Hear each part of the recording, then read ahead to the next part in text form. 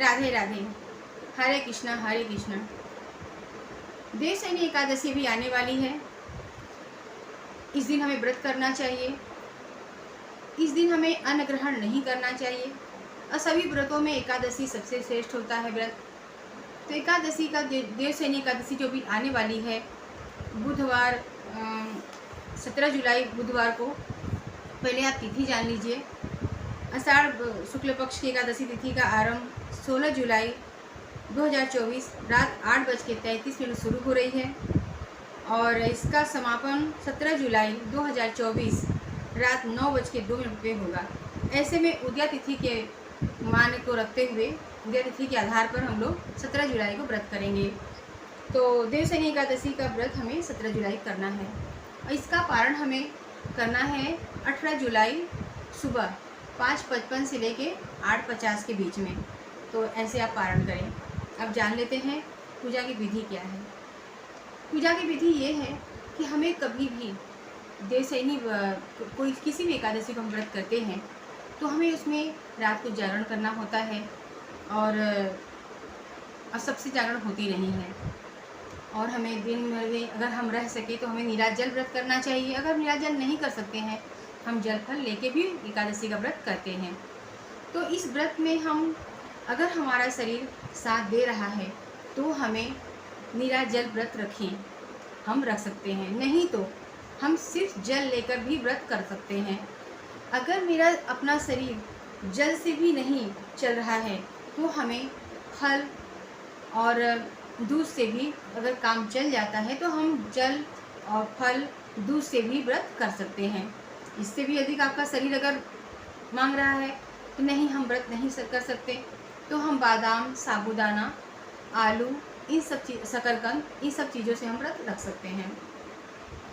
तो ये तो हो गई आपकी फलाहारी की बात कि हम क्या खाएं एकादशी में। अब पूजा की विधि जान लेते हैं। पूजा की विधि ऐसे होती है कि जैसे हम चाहें तो चौकी लगा के, हम चौकी भी लगा के कर सकते हैं पूजा, और नहीं तो भगवान के मंदिर में ही हम एक अखंडित दीपक जला के उनकी पूजा की विधि विधान कर सकते हैं। अगर हमारे यहाँ पीतल की मूर्ति है तो हम पहले दक्षिणावर्ती संघ से उस दिन पहले सुबह सवेरे हम सूर्योदय के साथ उठें। पहले तो ये बात ये होती है कि हम सुबह सूर्योदय के साथ उठें। सूर्योदय के साथ उठने के बाद हम घर की साफ़ सफाई करें और रोज़मर्रा की जो अपना जो सुबह का काम होता है उसको पहले निपटाएं। उसके बाद हम भगवान स्नान करके भगवान के पास आके उनका स्नान, मतलब अगर पीतल के देवता है, धातु के विष्णु जी हैं, तो हमें उनका जल से, दूध से अभिषेक करना होता है। तो हमें अगर हमारे घर दक्षिणावर्ती संघ है तो हम उससे स्नान कराएं। और लक्ष्मी नारायण की पूजा होती है। वैसे देवशयनी एकादशी पे हम शिव पार्वती का भी पूजा करते हैं। शिव पार्वती का भी पूजा विष्णु भगवान के साथ हमें करना चाहिए। तो ऐसे हम भगवान का स्नान ध्यान कराएं। स्नान कराने के बाद उनको साफ कपड़े से पोंछ के उनको आसन दें, फूलों का आसन दें। आपने फूलों का आसन दें या फिर आप चावल के अच्छे से आसन बना के उस पर खूब अच्छे से सजा वजा के आप बैठाएं एक आसन के तरीके से। इस तरह से करें आप। और भगवान विष्णु जी को फल में आप पीले फल चढ़ा सकते हैं, जैसे आम है, मौसमी फल है, केला है। इस तरह से आप फल चढ़ाएं और उनको पंचामृत बना के भी चढ़ा सकते हैं आप। इस तरह से आप फल और प्रसाद चढ़ाएं। मिश्री का भोग लगा सकते हैं, हम ड्राई फ्रूट्स का भोग लगा सकते हैं। इसके बाद हम उनका दिन भर अपना भागवत कथा करें, गीता का पाठ करें, विष्णु सहस्त्र पाठ होता है, हम उसका पठन कर सकते हैं। और दिन भर हमें, अगर दिन भर नहीं तो कम से कम 12 मिनट या 24 मिनट हमें भगवान विष्णु की मूर्ति के पास, मतलब मंदिर के पास बैठ के 1 माला, 2 माला, 10 माला या फिर मानसिक रूप से अगर हम ओम नमो भगवते वासुदेवाय नमः, ओम नमो भगवते वासुदेवाय नमः, इस मंत्र का निरंतर जाप करते हैं तो ये हमें बहुत शुभ परिणाम देते हैं। और ये मंत्र बहुत शक्तिशाली मंत्र है। इस मंत्र से हम अगर जाप करते हैं मानसिक रूप से या माला पे, तुलसी की माला पे, तो बहुत अच्छा होता है। इस तरह से हमें करनी चाहिए। तो इस तरह से आप जाप करें। आप ऐसे ही सिर्फ 12 मिनट या 24 मिनट बैठ के भगवान के पास, उनके मंदिर के पास बैठ के हम ऐसे ही मानसिक रूप से सिर्फ इस मंत्र का जाप करते रहें कंटिन्यू, तो भी बहुत अच्छा होता है। और माला जपने के बाद हम रात को जागरण करते हैं। अगर रात को आप जागरण कर सकते हैं तो अच्छी बात है, जब तक आपको जागना आपको संभव है कि आप जाग सकते हो तो जागिए, नहीं तो आप एक शाम को ही, जब हम शाम की पूजा करते हैं ना, एक अखंडित दीपक जला दें। वह दीपक आपका रात भर जलती रहे। ये हमारे पूजा में की गई कमियों को पूरा करता है ये दीपक, और हमारी पूजा की साक्षी भी होती है। तो इस तरह से आप अखंडित दीपक जलाएं और इस तरह से आप पूजा करें। ये देवशयनी एकादशी अपने आप में बहुत महत्वपूर्ण है। 4 महीने के लिए भगवान विष्णु जी क्षीर सागर में शयन करने चले जाते हैं।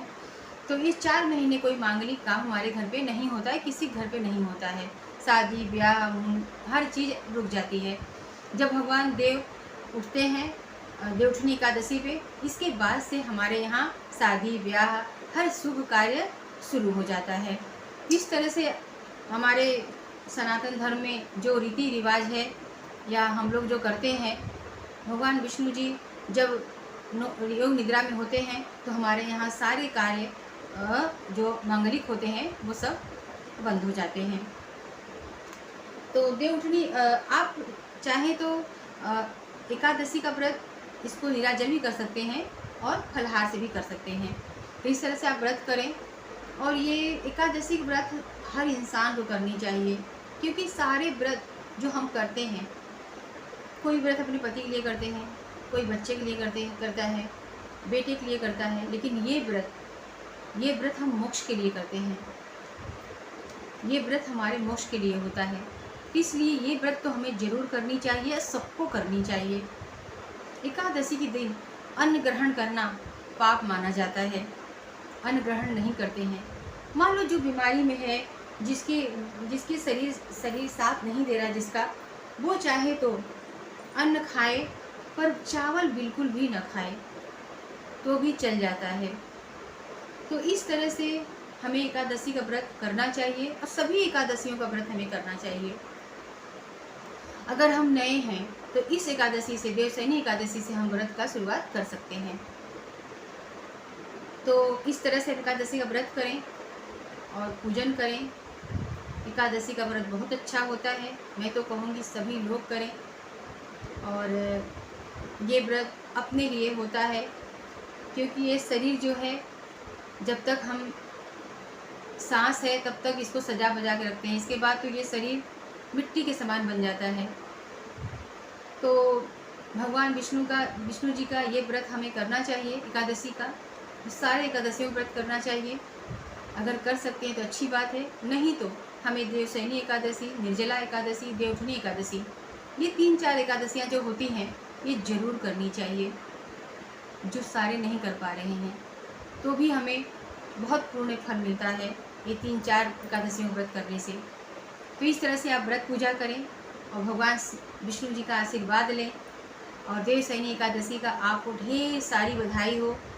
और मेरी वीडियो आपको ज़रा भी अच्छा लगा हो तो आप लाइक करिएगा और सब्सक्राइब करिएगा और कमेंट करके बताइएगा कि आपको कैसा लगा। तो राधे राधे, जय श्री कृष्णा।